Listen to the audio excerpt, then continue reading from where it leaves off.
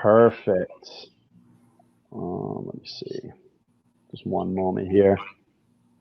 Yeah, it looks like people are watching, so we're on. Great. So welcome everybody to Think Tomorrow. This is Kyle Wolf. Wanted to introduce somebody that I have had the chance to talk to over the last few days. Very interested in her campaign, obviously, as another opportunity, right, for president. And this is Dr. Jo Jorgensen. Welcome to the show. Oh, thanks for having me.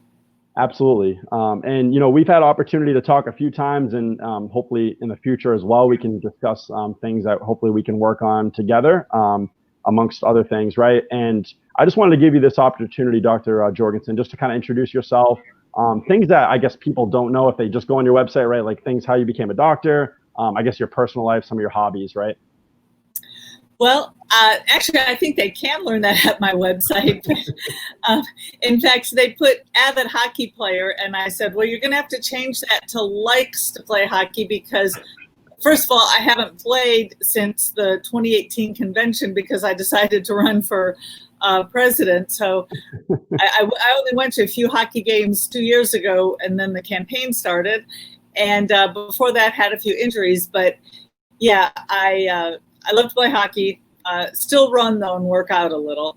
And I received my PhD in industrial organizational psychology, actually after my 1996 run. A lot of people think that that was, you know, back when you're supposed to go to college, but no, that was after I went to, it was when I was in my 40s.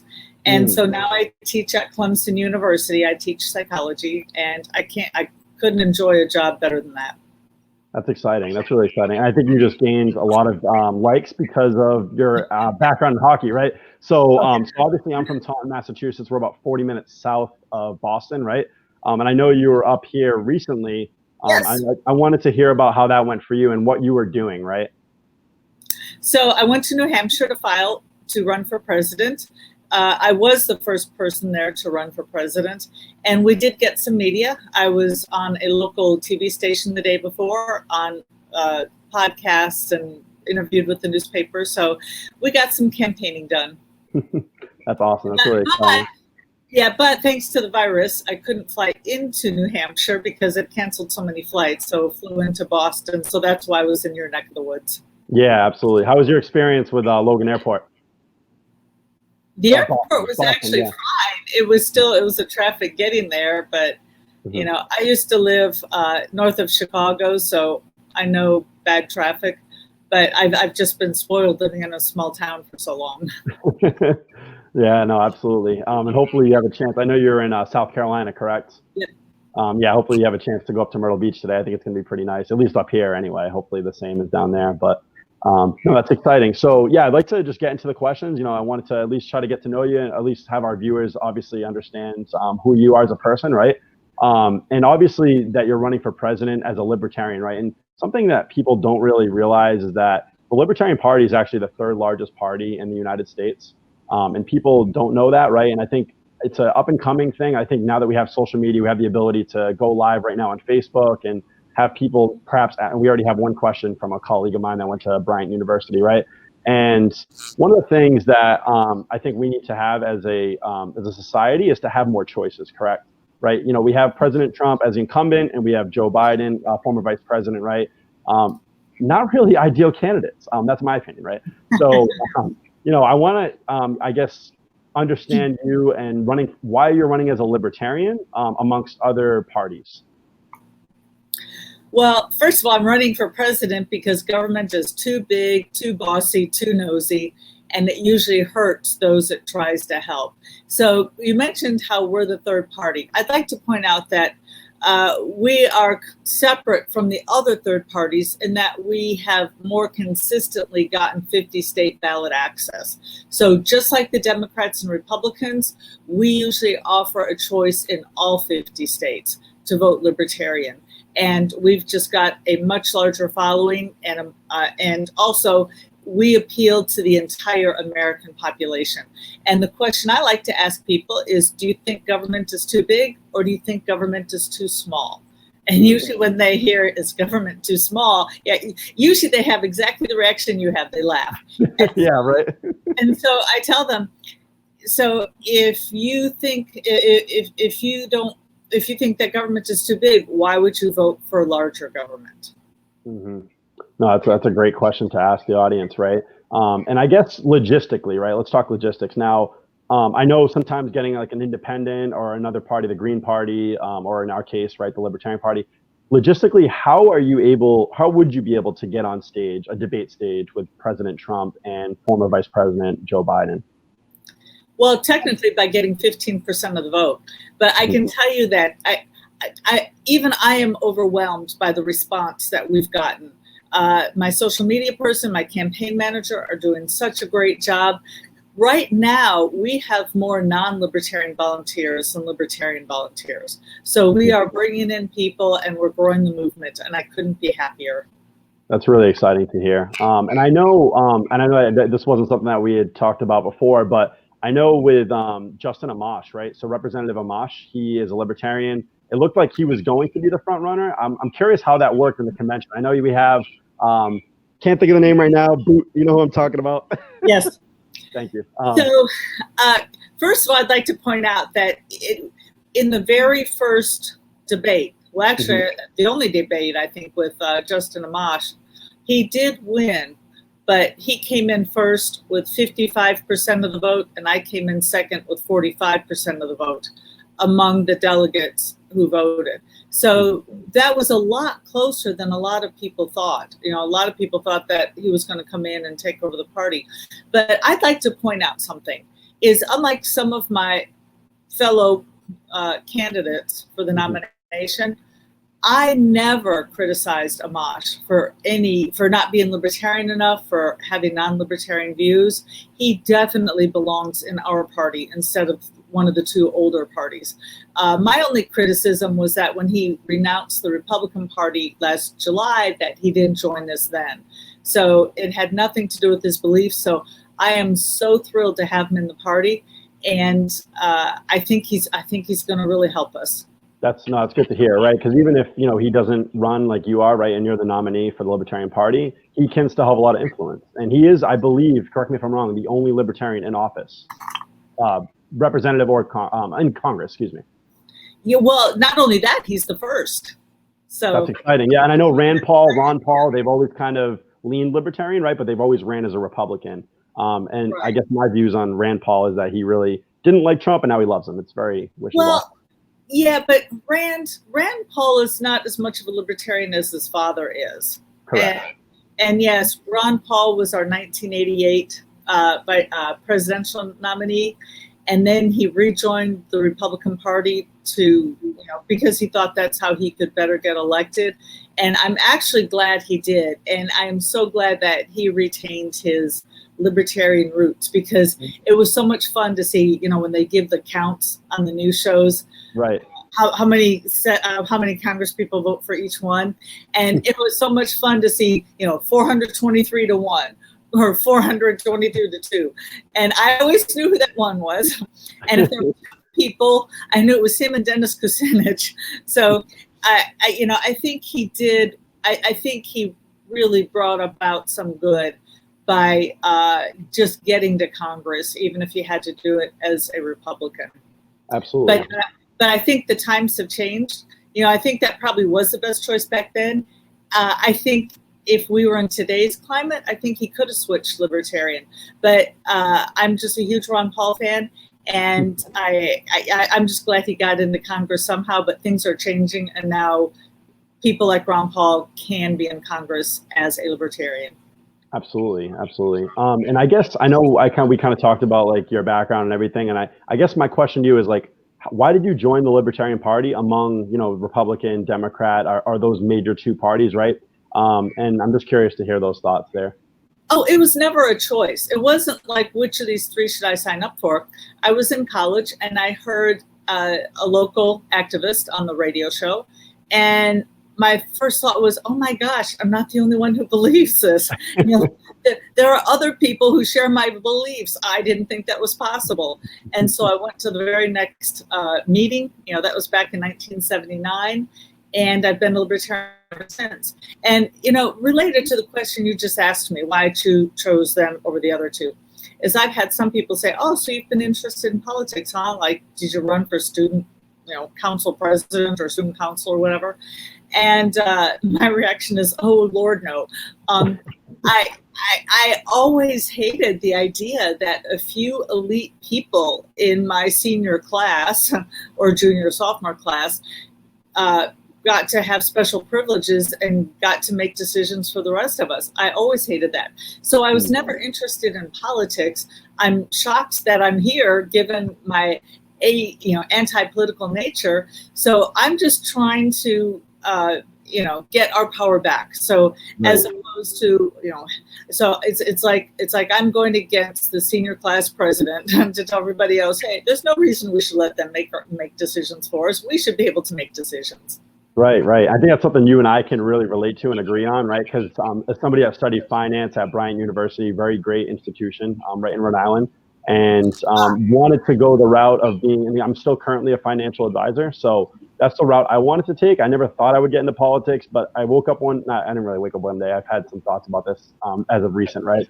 I've seen the division in our country, especially in the media, right? And one of the things that I failed to mention in the beginning with ThinkTomorrow is that we're an objective media company. So we want to have people like you, Dr. Jorgensen. We had Dr. Skiva. He's a Republican running for Mass Senate, Massachusetts. So, and we do plan, on reaching out to Biden and Trump. I know it's far-fetched, but hey, we'll try it, right? And I think hosting a debate would be very interesting. I know we're very small scale, but I just wanted to, I guess, cause some disruption in the media and in a way of like targeting that we should be objective more than just right or left, right? Because you and I's views align on a lot of ways. We might disagree on some things, right? As humans, I think we all do, right? But I think at the end of the day, I would rather vote for the person and not the party. Oh, absolutely. And people like you are important to get the word out. And that's what we didn't have when I ran for VP. And I'm so excited because up till now we were shut out, but now we can still get our message out. And I'd like to point out that, when we fought so hard to be in the debates in '96, we were told, nope, the debate commission says no. Well, the debate commission is comprised of half Democrats, half Republicans. Of course, they're going to say no. They don't, they have a monopoly and they don't want people to hear our message. And so, of course, they're going to say no. And notice the 15% level. Basically what they did was they looked at Ross Perot and John Anderson and they said, okay, where can we put the number that people might think it's reasonable, but not quite low enough that anybody else can be in the debate? So, we have to challenge them. Absolutely. And I don't know why, for some reason, I thought it was 8%, or maybe it was. Has it always been 15 historically to get on a debate stage, or did they change that over the years? I'm not sure what it was historically, but I know that the last time around it was 15%, and Gary Johnson got to 13.6, something like that. You got on 5% of the vote overall, I think, when the actual election came, if I remember correctly, or maybe a little over 5. Yeah, no, they do it by polling. So if at any point you're polling at 15%, then they include you in the debate. I gotcha. But here's the problem: if you're not in the debate, then people say, well, you don't have a chance, and then the numbers go down. And if you look at Gary Johnson's numbers, when he was told he wasn't in the debate, that's when his numbers started going down, because people said, well, if he's not in the debate, he doesn't have a chance. And then, people will say they wasted their vote, correct? I mean, that's what I always said, yeah. Exactly. So so the debate isn't just important so that people get to hear our views. The debate is important so that people see us as a viable option. And I'd like to mention again that wasted vote. You are wasting your vote if you're voting for bigger government. And that's not what you want. Absolutely. And I'd like to kind of change shifts and change gears, right? I guess, so this is like looking very forward, right? So November comes, you become our president. Very interesting scenario, right? You get inaugurated January 20th, 2021, right? As president, how would you, as a libertarian, work with Congress, right? Because as Republican Democrats, historically, one libertarian, as we mentioned, Justin Amash, right? But how would you work together with Congress? Well, I would remind them who was president, who was elected president, and I would tell them, look, if you like your cush job if you want your high salary and you want to get reelected, then you better follow along with my plan, because the people just gave me a mandate. The people voted for me, and so that's absolutely what they deserve. And if you don't give your voters what they're asking for, then you're not going to be reelected. And I'd like to give you what I think is a little humorous story. On a local radio show, this was back when McCain kept talking about how he was going to reach across the aisle, and he was really big about reaching across the aisle, right? Well, somebody called into my local radio show and said, you know what?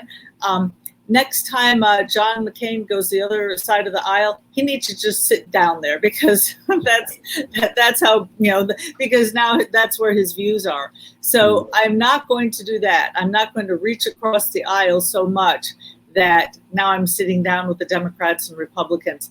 If they offer me a budget that is not balanced, I will give it back to them, and I will say, no, it has to be balanced. I don't care how many budgets they give me. It's going back to them if it's not balanced.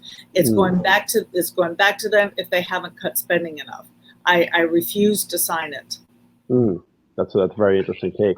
Now, one of the quotes that I always tend to hear, and I'm sure you may have heard of it before, is that libertarians are more socially liberal than Democrats, yet more fiscally conservative than Republicans. Is that something you kind of agree with as a libertarian?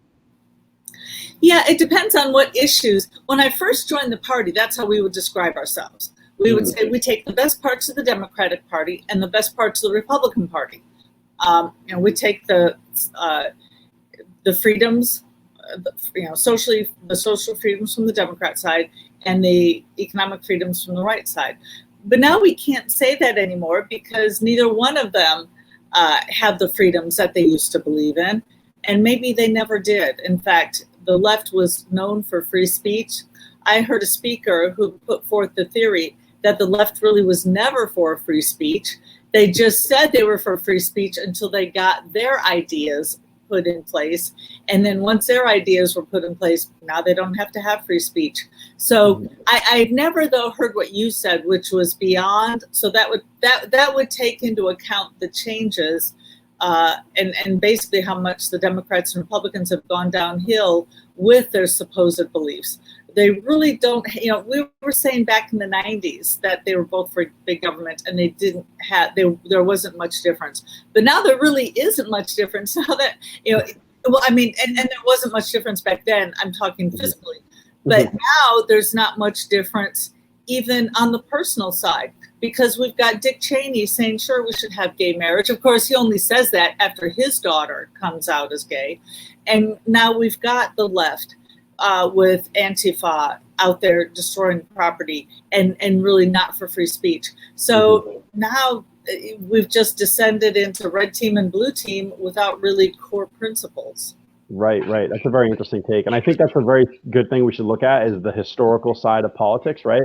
And one of the things that, we've seen historically is that Teddy Roosevelt, right, was a progressive Republican. And that's not something people talk about. He was part of the Republican Party, but he was a progressive. And that was when allegedly the Republicans were the Democrats, and they kind of, how they made that switch, right? In the 30s. Yeah, so they say, right? Yeah, and what I think is really interesting, a lot of people don't know this, Hillary Clinton was a Goldwater girl. One of the most conservative Republicans out there. Absolutely. Yeah, people don't really see that. And I think that's one of the things, like I said, historically, the dynamics have kind of shifted, right? The Republicans were all about corporations. Now it seems like the Democrats tend to be, right? And I think that dynamic shift tends to happen. And I don't know if that's by design or if their beliefs tend to change over time, right? Yeah, well, I'd like to make a couple of points here. Okay. First of all, and I think the reason we're so divided and that so many people are so interested in politics today is that you have to be to get what you want. We're running something like schools, which should be a local issue, or police, which should be a local issue. Now, all of that's being run through the federal government. So back in the 1930s and 40s, when we had a very corrupt Congress, but nobody cared because they didn't get much money. Back then, you could kind of control what your local school did. You could control what your cops did. Nowadays, So much of your money goes to Washington. So many decisions are being made in Washington. For instance, even what kind of school you should have, that now you have to get involved in politics just to get what you want. So, in fact, I look at voting as basically, or actually voting Libertarian is basically an act of self-defense. And yeah. And I was going to make another point, but it slipped my mind, so I'll think of it in a minute. That's okay. You'll probably recall on it. Yes. I think I would be doing a disservice to our viewers and perhaps your viewers and your people that support you, right? If I didn't ask you, given the first half of 2020, right? We're in June now. We could safely say we made it almost halfway through the year. Perhaps we're at the halfway point. I guess if you were president, how would you have kind of tackled 2020, right? Between COVID, I guess to start 2020, rest in peace, Kobe Bryant. Very traumatic story there. And then it just kind of seemed like it went downhill from there. The Dow went down to 17,000, right? It's now at, I think, 27. It's really made a big comeback. I think confidence is coming back. But I guess my question to you is, how would you have handled 2020 the way we've seen it? I guess and you could take that how you wish. Well, first of all, I would not put the American citizens under house arrest. I think that's the largest assault in personal liberties that I've seen in my lifetime. Absolutely. I would have done two specific things that I would have done differently than Trump. First of all, I would have had an Emergency Powers Act to allow the FDA to approve test kits based on safety only, not efficacy. There were over 60 companies producing test kits.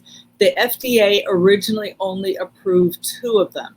Meanwhile, our test kits are going all around the world. So people around the world are getting the benefit of American ingenuity, but our own citizens aren't. Singapore was one of the countries that led in testing, and they were using testing kits that our own citizens couldn't have used. The second thing is I would not have said what Trump said. Trump said, I don't know if you can see that. Sorry to interrupt you. Oh, yeah. I'm trying new things. I've never used this before. It's kind of cool. So he went to Brian. Yeah, Thank you, Jake. I appreciate that. The other thing he said at the time, the scientists were saying that only about 60 to 80% of the people who were infected with the disease, with the virus, showed absolutely no symptoms. And yet Trump was up there saying, only get tested if you have symptoms. So that means that you've got all these people walking around who could have the virus, who could be spreading to everybody else, but they didn't know. My message would have been the opposite. You need to get tested. Everybody get tested so that if you have the virus, you stay home. And that would have made such a difference. And now what do we have? We have tens of millions of people out of work. Many of them, their jobs will never come back. It's just been a disaster. Yeah, and Dr. Jorgensen, I don't mean to interject, but you just really brought up a very, very good point. And this is something I use. Please interject. Yeah, this is something that I had done when I went live last week, actually. This is from Investment Quarterly. So something that I read as somebody that's avid in the markets, love the economy, love learning about different economies in other countries, right? So the question, they did a survey of 2,300 small businesses across all 50 states. So this is actually a survey I like for once, right? Usually they're just like all in one liberal state or one conservative state, right? So all 50 states, 2,300 businesses, the question they asked these surveyors, these business owners, 2,300 small business owners, how long would you survive if sales stopped completely, right? And this was done on March 31st. And I think it was a very good question to ask because less than 1 month, 21% would fail. 1 to 3, 34% would fail. And 4 to 6 months, 18% would fail. In 6 months, if we had a shutdown, a national or a global shutdown for 6 months, and I guess in the US in our case, right? 73% of those 2,300 businesses, so like 1,800 roughly, would have failed. So I think you made very, very strong and very good points. And I always bring that up because it's very important to see that economics, and people don't understand, the economy actually affects people's mental health. If you see your house burning down or your business burning down and some of these looters, looting and whatnot, it's going to affect you emotionally whether you like it or not, right? I think everybody is emotionally, whether it's 10% or 100%, they're emotionally attached to their business, right? So I think that was a really strong message and a strong survey that they did. And I want your thoughts on that. I think you would probably agree that they would likely fail, right? Oh, well, and let me point out something else, because here's one of the problems with the federal government is people who get elected tend to help out their friends, their special interests. And if you look at the bigger corporations that were allowed to stay open, for instance, Walmart didn't have to close, but all these small clothing stores did. So if you wanted to buy clothes, you had to go to something like Walmart, a big corporation. You couldn't go to one of the smaller mom and pop stores. And when you look at sales, corporations like Amazon and Walmart Online, their sales this year, January to March, are way up from last year. And if you look at smaller businesses, the mom and pop stores, their business is down 75%. And yet what's going on? They're taking our money, or rather borrowing future money, and they're giving it to these big corporations to bail them out. What about the small people? How about, I say small people, small businesses. How about let us keep our money, and then we can go to local businesses and spend the money there? And we've had people say, oh, but we have to bail out the airlines because we need airlines, we need air travel. Well, those airplanes are not going to disappear. They will still be around. Perhaps they should be bought out by somebody who is better at managing the company. Now, I realize that the virus is completely unexpected. And I certainly, some other people have faulted for the government for not being more prepared. I mean, how can you be prepared for the worst pandemic in 100 years, right?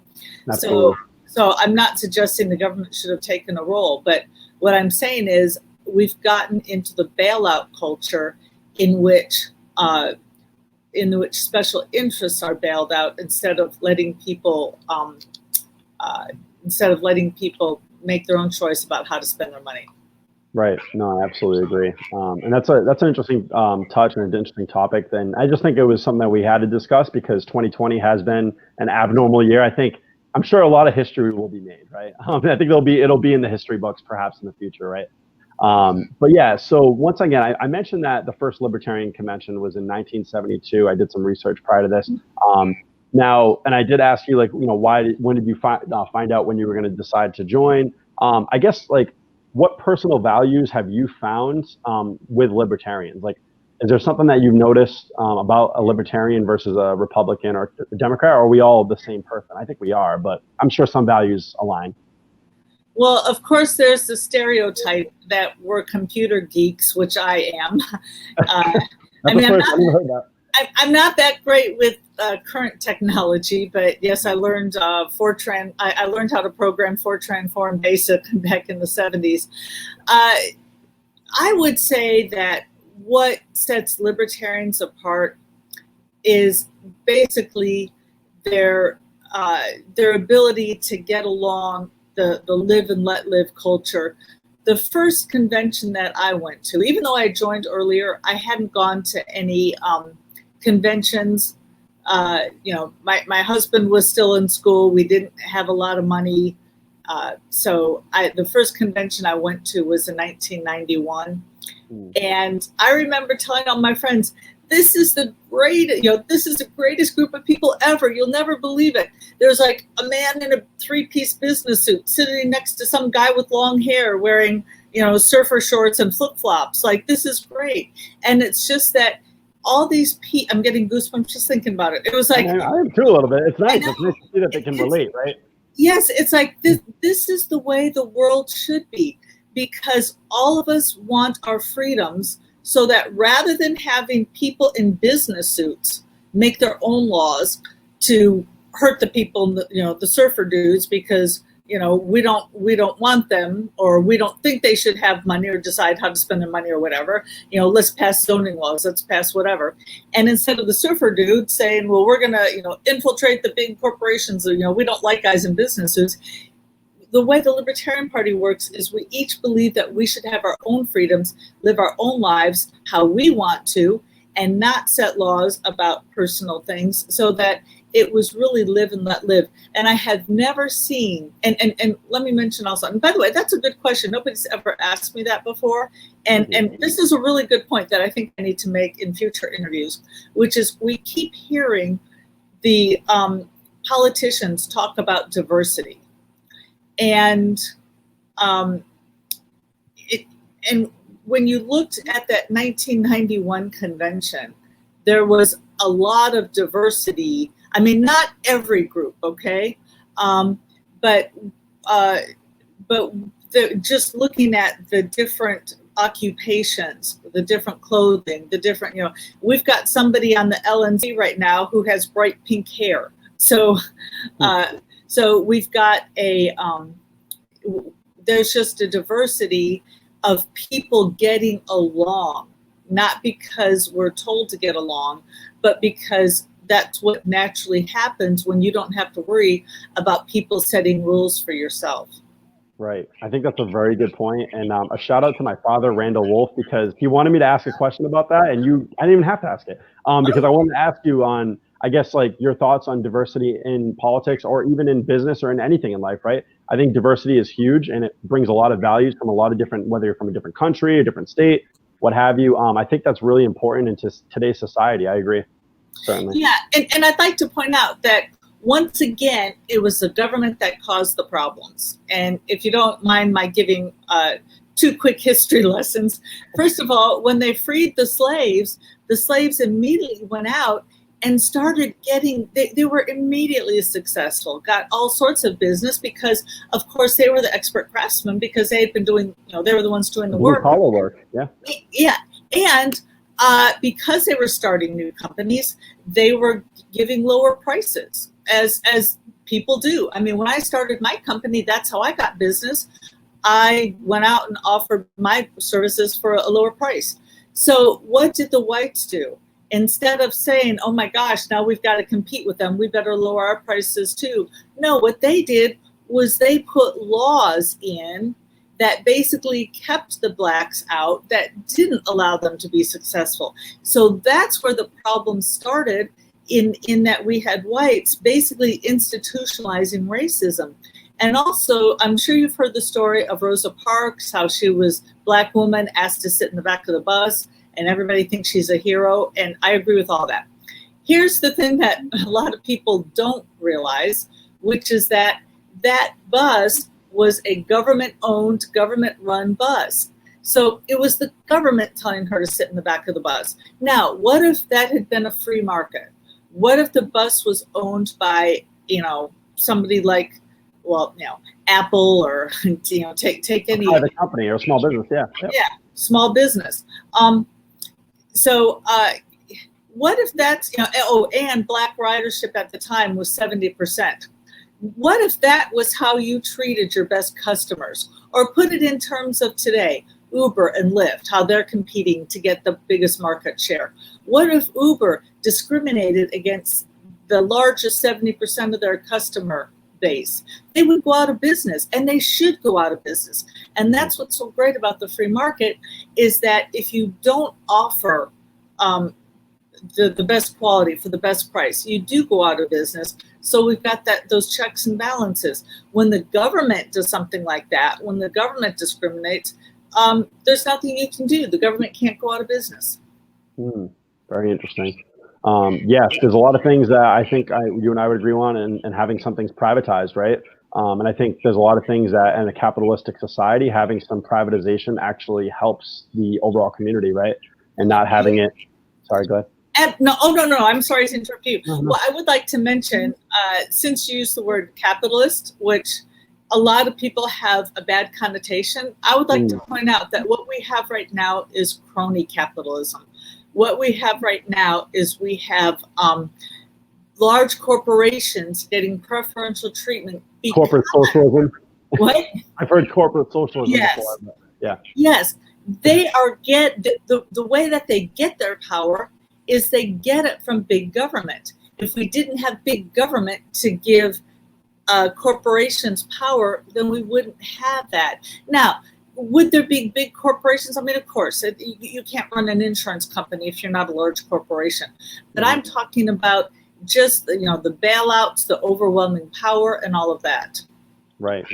No, that's really a lot of good points. This is a lot of fun, Dr. Jorgensen. I guess some closing thoughts, and I guess how can like businesses and media companies like ThinkTomorrow, or people that just want to go Facebook Live with you and have a conversation, right? How can they get involved in your campaign? How can they provide support? And I guess get the word out that you are a viable candidate and you are very respectful. And I think this is really very interesting to get to know you personally. And I think people need to understand that there are other options. How can they get involved? Thank you. Yes, please go to joj2020.com. Again, joj2020.com. And I'd like to point out again, over half of our volunteers are non-libertarians. So we hope to start a movement. Awesome. And I think you've had very strong growth, because I liked your page when you had around like 10,000 or so, your campaign page, right? And I think it's around 50,000. So that's 500% growth. And we are growing wildly. Even we are surprised. So we're going to just keep plugging away and work and try to get this movement going, because somebody has to tell the Democrats and Republicans, we don't think government is too small. Right, right. And I guess my last thing for you is just what is your message to the voters of the American people, and how can we get more people to support you, aside from going to your website? Yeah, that if you want smaller government, we are the absolute only choice. And if you'd like to check out the Libertarian Party, please go to lp.org. And again, go to my website, and you can learn more about the movement. So thank you. That's awesome. I think Jake is your biggest fan. Thank you, Jake, my new best friend. Awesome, awesome. And maybe I could be on that list somewhere, right? Okay. You're the one who introduced us, so my two best friends. There we go. So Dr. Jorgensen, thank you so much. And I would love to, perhaps do this again sometime, maybe, in the future, and maybe eventually have a debate between the other two. Hey, if you can set up a debate between the two older rich guys, as the media is calling them, I will be there. You have my word. I will be there. I love to hear that. So we got one out of the three. All right, I'll work on the other two. I'll do my best. You're there. Awesome. And for all of our viewers and people that are looking from Joe Jorgensen's campaign and other libertarians and other people out there, you can follow us on Facebook, Instagram, Twitter, LinkedIn. We have a lot of social media. peoplethinktomorrow.com is our website. And we've had a lot of fun. We've only been doing this for 3 months. And like I said, I'm a financial advisor. I'm a carpenter. I'm a mechanic. I do a lot of things with my hands. My family was born in the Azores. We didn't get to my background, but we'll get there someday. We'll have a more relaxed conversation next time without the politics, right? Oh, and by the way, my family works with their hands too. I came from not carpenter, but cement contractor and plasterer. Awesome. Yeah, so, I wanted to hear that you had some blue collar in you. I had a feeling you did. I had a feeling. Yep. All blue collar. Yep. Awesome. All right. Thank you so much, and have a great weekend. Thank you. I appreciate it. You too. All right. Bye-bye.